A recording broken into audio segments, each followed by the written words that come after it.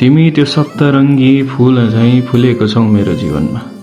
खै कहाँबाट त्यो दैविक प्रमाण ल्याएको छौ मेरो जीवनमा। कि तिमी बिना यो जीवन कल्पना झैं लाग्ने गर्दछ।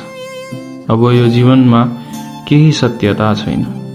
निरङ्कुश तिम्रै ती यादहरूका प्रहारहरूले मेरो हृदयलाई खण्डित बनाएका छन्। कहिले नबुझ्ने आशहरूका दीपहरू जलाएका छन्। मेरो बस एउटै आश, यो एकलौटी जीवनमा तिम्रो साथ। अनि म पनि फुल्नेछु त्यो सप्तरङ्गी फूल झैं त्यो हाम्रो मायाको बगैँचामा, जहाँ केवल तिमी र म अनन्तकालसम्म, जहाँ केवल तिमी र म अनन्तकालसम्म।